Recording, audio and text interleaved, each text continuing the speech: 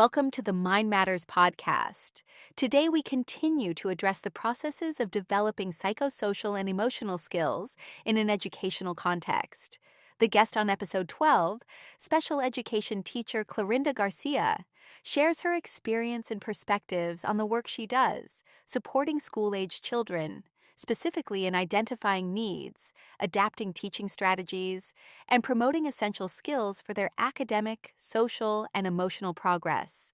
Could you briefly tell us about your experience supporting the well-being of primary school students, what motivated you to pursue this approach, and how you work on emotional resilience with children aged 7 to 11? Sou professora de Educação Especial, trabalho com alunos com necessidades educativas no âmbito da deficiência mental motora e trabalho com este tipo de alunos já há alguns anos. O que me levou a desenvolver este tipo de trabalho com estes alunos foi que a minha carreira iniciou num local socialmente muito problemático e eu fui colocada numa unidade de orientação educativa onde nós fazíamos um trabalho extraletivo para organizar exatamente as questões emocionais e sociais dos alunos para que depois eles tivessem uma melhor predisposição para a aprendizagem dos conteúdos curriculares.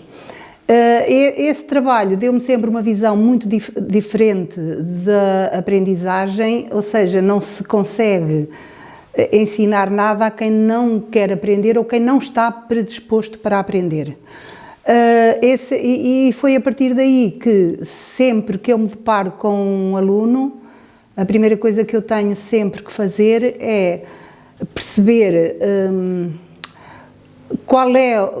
como é que aquele aluno está predisposto para aprender, quais são as emoções que ele traz para a escola, quais são as alegrias, as tristezas, e o professor, que é um bocadinho ator também, quando chega ao grupo, tem obrigatoriamente de analisar cada um por si e ver o que é que aquele aluno traz hoje para a escola, e só depois de ser capaz de identificar o comportamento de cada um, é que é capaz de criar estratégias para que eles tenham uma melhor aprendizagem, uma aprendizagem baseada na confiança, naquilo que nós lhe podemos oferecer de estabilidade e de conforto na escola, porque a escola tem que ser, sobretudo, estabilidade e conforto.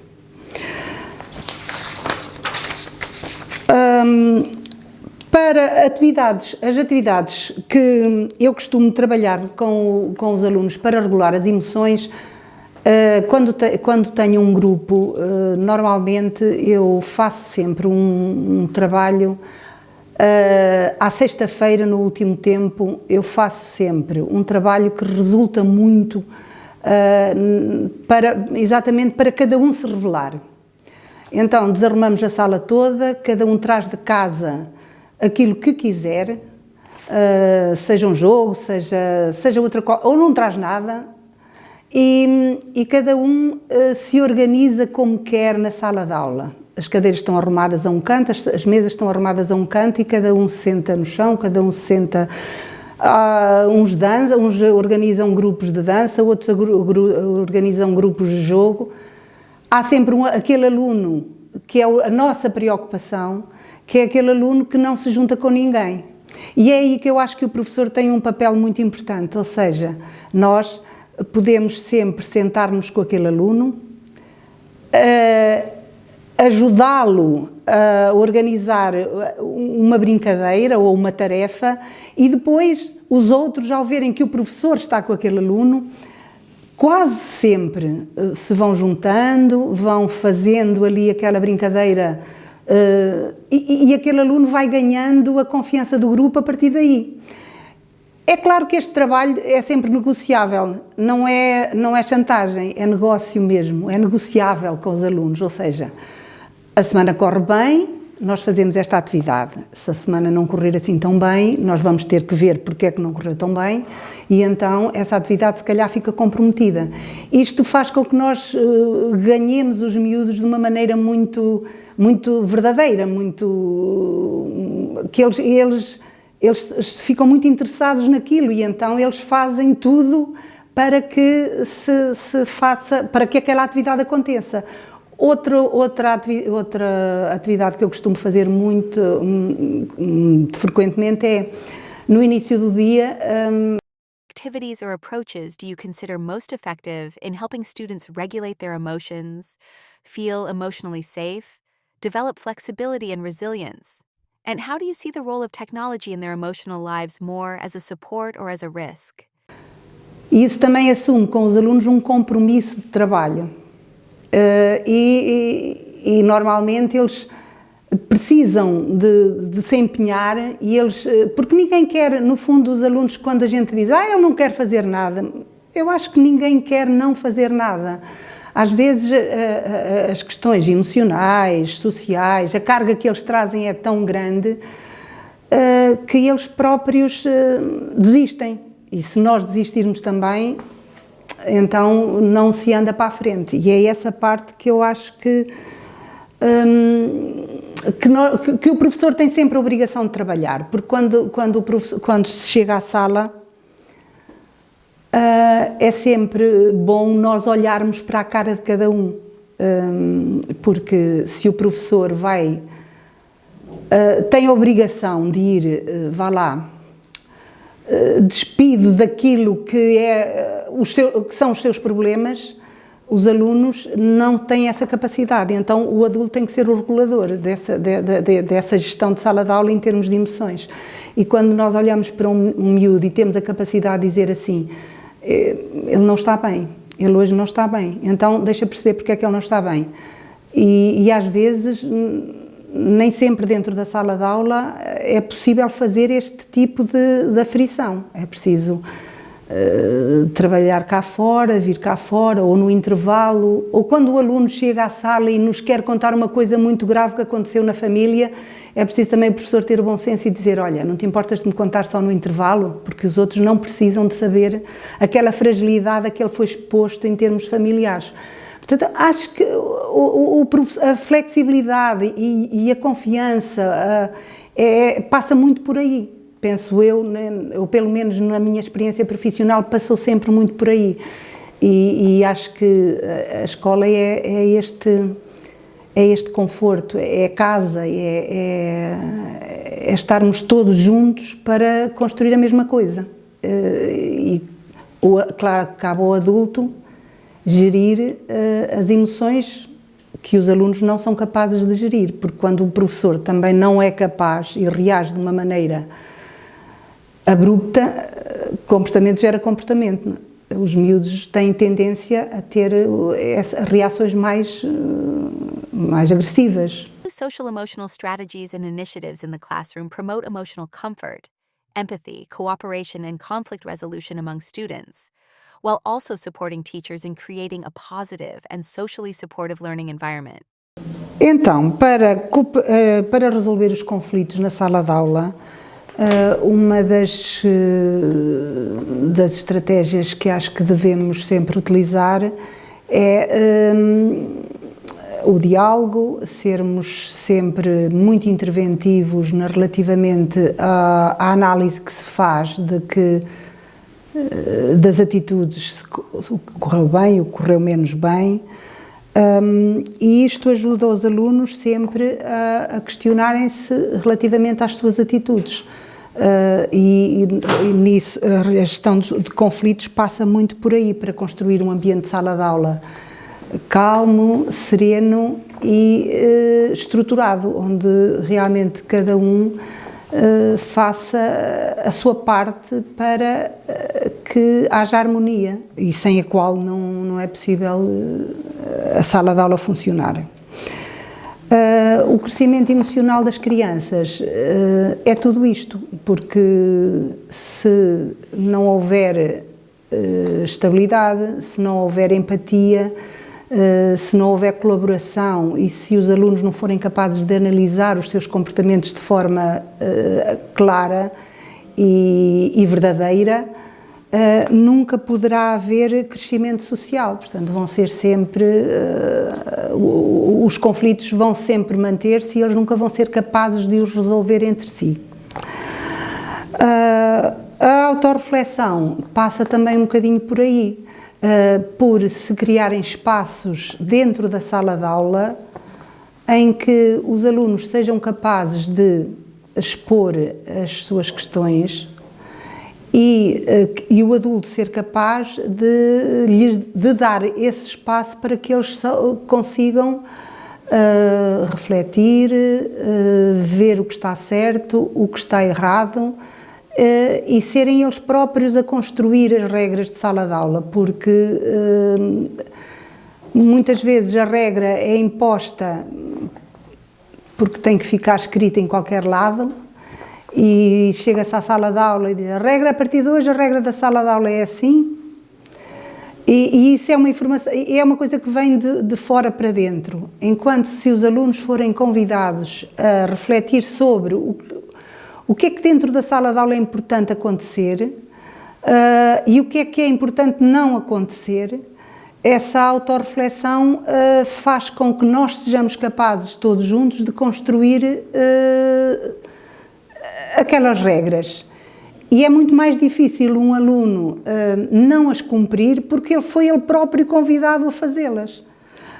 E para mim, na minha opinião, esta autorreflexão tem que ser sempre intrínseca, ou seja, tem que ser toda a gente a colaborar e algumas vezes até a não concordar com aquilo. Não, acho que não estás certo, não é por aí, não acho que essa regra, mas tem que se dar sempre uma explicação e tem que se analisar, autorrefletir e porque é que não está certo. A responsabilidade sobre a sua própria aprendizagem, eu penso que é muito quando nós temos um trabalho a propor a um aluno, ele também ser capaz de analisar aquilo que vai aprender.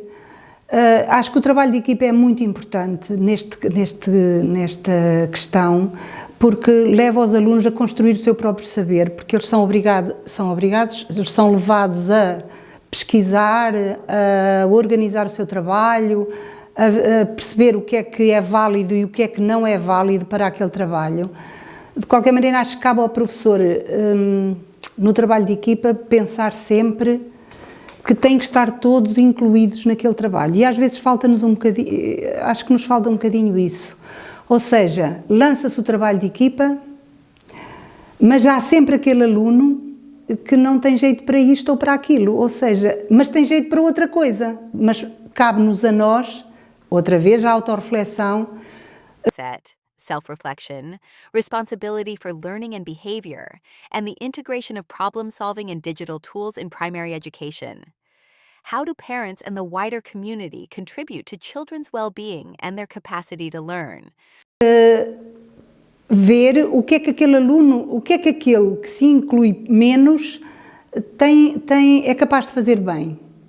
E toda a gente é capaz de fazer bem qualquer coisa. Então, quando se organiza o trabalho de equipa, é um bocadinho levar os alunos a cada um construir o seu saber, mas incluir todos e cada um fazer aquilo que sabe fazer bem. E sim, contribuir para um resultado final, um resultado que seja construído por todos. E isso, os alunos aprendem um bocadinho a gerir a sua própria aprendizagem. Relativamente às ferramentas digitais, para mim elas são muito válidas. Acho que eu que sou do tempo ainda de não haver computadores, acho que as ferramentas digitais vieram fazer uma coisa maravilhosa, revolucionar tudo. E acho que os miúdos têm muitas vantagens em saber utilizar corretamente as ferramentas digitais. Agora, têm que ser muito bem monitorizadas e têm que ser muito bem orientadas para aquilo que se pretende que os alunos construam com aquele saber. Mas é sempre, quando bem orientadas, é sempre uma mais-valia, na minha opinião. Relativamente aos pais, a escola não existe sem os pais e sem os encarregados de educação. A escola tem que ser um conjunto de confiança. Se nós não tivermos a abertura e a humildade de nos expor perante os pais nunca vão ganhar confiança. E se os pais não ganham confiança, os alunos também não ganham confiança. Portanto, o nós mostrarmos o nosso trabalho aos pais, eu acho que é uma coisa muito importante, é uma coisa que nos facilita muito o trabalho. E se os pais nos disserem, professora, não concordo com isso, está certo que o digam, porque isso vai fazer com que nós possamos refletir sobre aquilo. Será que o pai está certo? Porque a nossa profissão também parte de nós nos questionarmos constantemente e diariamente sobre aquilo que estamos a fazer. E os pais são perfeitamente fundamentais na construção do saber e na construção da escola e na confiança que se cria na escola. A escola tem que ser um espaço aberto. E quando digo os pais, digo toda a comunidade escolar. A sala de aula não pode ser um sítio fechado, tem que ser um sítio onde toda a gente possa entrar, isto de sentido figurado, como é evidente, entrar, mas onde toda a gente seja possível toda a gente dar opinião construtiva. E se isso acontecer, eu acho que nós, ganhando os pais, ganhamos os filhos. E o contrário também é verdade. Ganhando os filhos, também ganhamos os pais. Portanto, uma coisa não existe sem a outra. For sharing your perspectives and experiences. In this episode, we explored how we can create a safer, more inclusive, and emotionally supportive learning environments. Thank you for joining us on the Mind Matters podcast, episode number 12. We also invite our listeners to explore the collection of good practices on this topic, available on the interactive map developed by the Mind Matters project partners.